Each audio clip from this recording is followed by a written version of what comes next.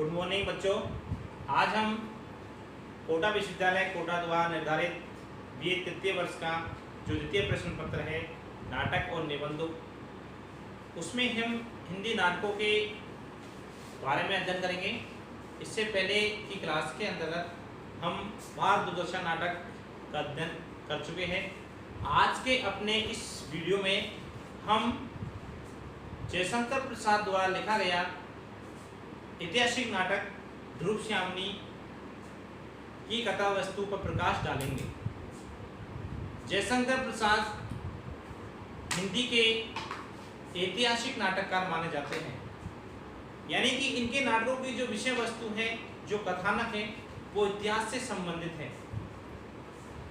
इनका जो अंतिम नाट्य है वो है ध्रुवश्यामनी, यानी कि ध्रुवश्यामनी इनकी अंतिम नाट्य कृति है, जिसकी रचना 1933 ईस्वी में हुई थी। तो ध्रुवश्यामनी नाटक का प्रकाशन वर्ष 1933 ईस्वी है और ये प्रसाद जी की अंतिम नाट्य रचना है। कथा वस्तु का हम संबंध देखें तो ध्रुवश्यामनी नाटक की जो कथा वस्तु है वो गुप्त वंश के यशस्वी सम्राट समुद्रगुप्त के पुत्र चंद्रगुप्त के काल से संबंधित है।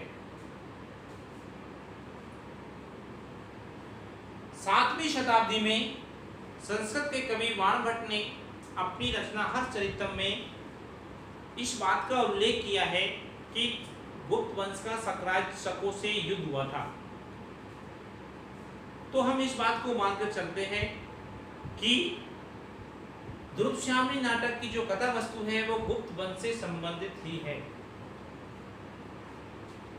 सक्राज से गुप्त वंश का जो युद्ध हुआ है उसका समय इतिहासकारों ने 374 ईसा पूर्व से 380 ईसा पूर्व के बीच का समय माना है। यानी इतिहासकार भी इस बात को मानते हैं कि सक्राज शकों और गुप्त वंश के मध्य में जो युद्ध हुआ है। नाटक की जो विषय वस्तु है, नाटक का जो कथानक है वो ऐतिहासिक है, यानी कि इतिहास से लिया गया है। इसकी कथा वस्तु इतिहास से ली गई है, लेकिन इसमें कल्पना का भी समावेश है। कहने का तात्पर्य ये है कि प्रसाद जी ने ध्रुवश्यामनी नाटक में इतिहास और कल्पना का सुंदर समन्वय किया है। इस नाटक के कुछ पात्र जैसे चंद्रगुप्त, रामगुप्त, ध्रुवश्यामनी और शिखरश्यामी, सक्राज, ये ऐतिहासिक पात्र है। लेकिन कुछ पात्र जैसे कोमा है, आचार्य मिहिर देव है, मंदाकिनी है, ये नाटककार की कल्पना है।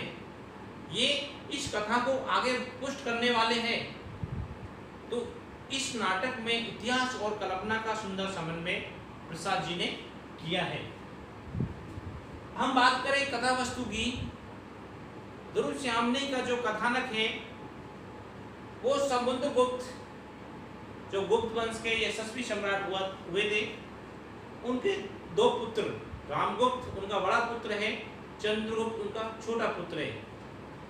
रामगुप्त बड़ा तो था, लेकिन विलासी, कायर और मध्यम किस्म का व्यक्ति था, यानी एक राजा बनने के योग नहीं था।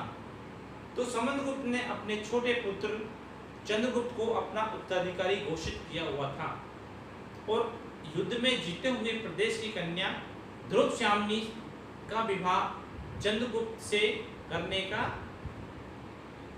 प्रस्ताव था। लेकिन षड्यंत्रकारी अमात्य शिखरश्यामी के सहयोग से रामगुप्त, जो विलासी और कायर प्रवृत्ति का व्यक्ति था, वो राजा बन जाता है और चंद्रगुप्त की प्रेमिका ध्रुवश्यामनी से विवाह कर लेता है। चंद्रगुप्त शांत प्रवृत्ति का था, परिवार में, वंश में विद्रोह नहीं हो, इसलिए वो चुप बैठा रहा और अपनी प्रेमिका को अपने भाई की पत्नी बनने दिया। सक्राज अच्छी स्थिति में था, उन्होंने गुप्त वंश से युद्ध करने की योजना बनाई। गुप्त वंश पर आक्रमण होता है। शकों की स्थिति अच्छी होने के कारण उनकी जीत निश्चित थी। रामगुप्त अपनी हार से भयभीत था। सक्राज ने युद्ध को रोकने के लिए एक प्रस्ताव रामगुप्त के पास भेजा, और वो प्रस्ताव क्या था? ध्रुवश्यामनी को उपहार के रूप में सकराज को सौंपना। इस प्रस्ताव को रामगुप्त से हर्ष स्वीकार कर लेता है और अपने प्राणों की रक्षा करता है। जब इस बात का पता ध्रुवश्यामनी को चलता है तो ध्रुवश्यामनी विद्रोह करती है। ध्रुवश्यामनी विद्रोह करती है, वो बहुत अनुनय विनय भी करती है, लेकिन जब बात मानने से रामगुप्त मना कर देता है तो स्पष्ट इनकार कर देती है कि अगर आप मेरी रक्षा नहीं कर सकते, अपने कुल गौरव नारी सम्मान मर्यादा की रक्षा नहीं कर सकते, तो आप मुझे बेच भी नहीं सकते। ध्रुवश्यामनी के इस कथन में वर्तमान नारी का सशक्तिकरण उजागर होता है। वर्तमान समय में नारी जो सशक्त बन के आ रही है, इस बात को प्रसाद जी ने ध्रुवश्यामनी नाटक में भी स्पष्ट किया है कि किस प्रकार ध्रुवश्यामनी अपने आत्मसम्मान के लिए, अपने गौरव के लिए विद्रोह करती है। जब इस बात का मालूम इस चंद्रगुप्त को चलता है तो चंद्रगुप्त ध्रुवश्यामनी से आगे मिलता है और चंद्रगुप्त नारी के भेष में ध्रुवश्यामनी के साथ शक दुर्ग में जाता है और वहां पर शकों को मार के और ध्रुवश्यामनी को आजाद करता है। सकरात की जो प्रेमिका होती है कोमा, वो भी सकरात को समझाती है कि राजनीति अच्छी बात है, लेकिन राजनीति में भी नीति होनी चाहिए। यानी आपने युद्ध विराम के लिए जो प्रस्ताव भेजा, एक स्त्री को उपहार के रूप में स्वीकार करना वो गलत है, लेकिन सकरात नहीं मानता। अंत में चंद्रगुप्त उसका वध कर देता है और गुप्त वंश की स्थापना होती है। जब ये बात रामगुप्त को मालूम चलती है तो रामगुप्त अपनी सेना के साथ, अपने सहयोगी के साथ दुर्ग में जाता है और कोमा और उसके पिता आचार्य मिहिरदेव का भी वध कर देता है। नाटक के अंत में धर्म परिषद का गठन किया जाता है। धर्म परिषद का आह्वान के आधार पर रामगुप्त को विलासी, क्लीब, कायर, मद्यपी घोषित किया जाता है।